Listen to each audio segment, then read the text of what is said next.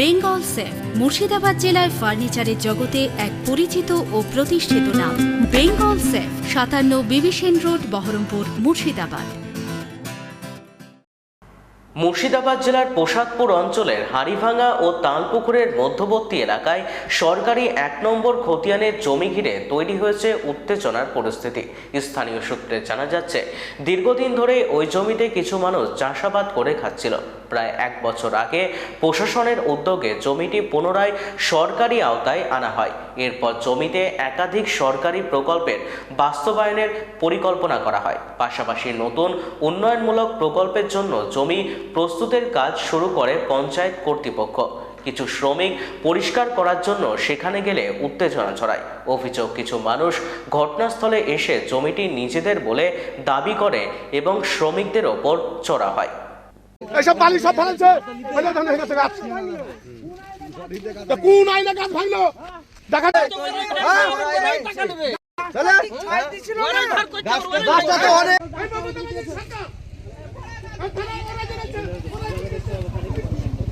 এটা আমাদের জমি। জালাল প্রধানরা তৃণমূল পার্টি, ওনারা বলছে এখন এটা খাস, এটা মানে আমাদের জমি, আমরা দখল করব।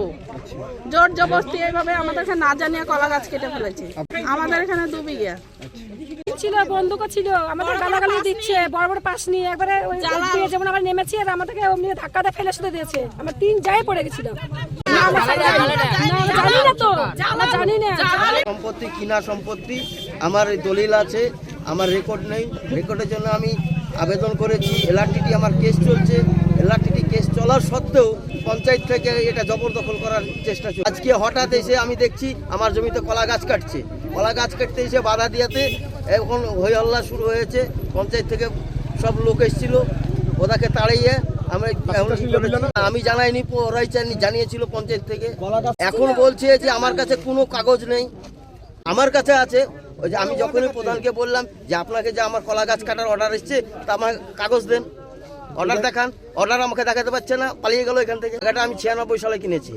আনোয়ারা বিবি আর ইয়াসিন বিশ্বাস, ইলিবাড়ি।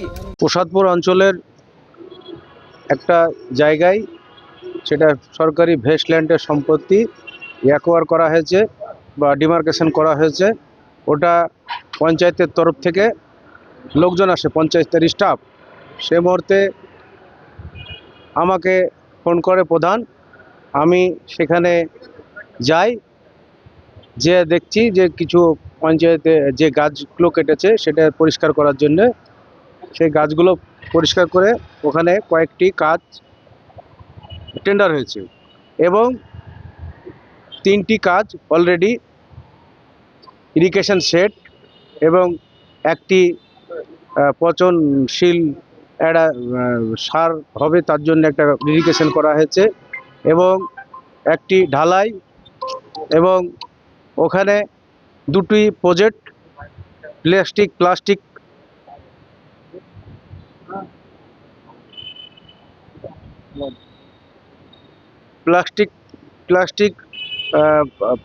বর্জন, সেটা ওখানে একটা কারখানা হবে, তার জন্যে টেন্ডার হয়েছে। সেই টেন্ডার অনুযায়ী ওখানে কাজ হবে, তার জন্য মালও ফেলেছে এবং একটা বাথরুম সেটাও হবে এবং নতুনভাবে পঞ্চায়েত থেকে একটা বিনোদন পার্ক হবে। সেটার জন্যে আমরা জায়গাগুলো পরিষ্কার করছিলাম।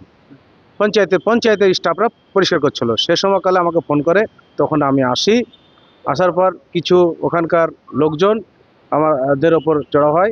আমরা সেখান থেকে, আমি যেহেতু প্রধান বলেছিল তাই আমি গেছিলাম। যে দেখি যে গন্ডগোল, আমি সেখান থেকে চলে আসি।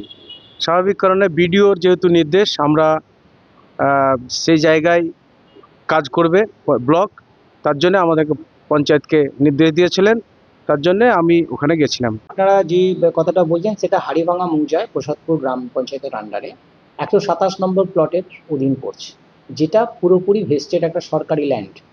এবং এর ডিমার্কেশন 2 বছর আগে 2023 সালে আমাদের তৎকালীন বিএলও সাহেবের একদম উপস্থিতিতে, বিডিও সাহেবের উপস্থিতি, আইসি সাহেবের উপস্থিতিতে ডিমার্কেশন করা হয়েছিল।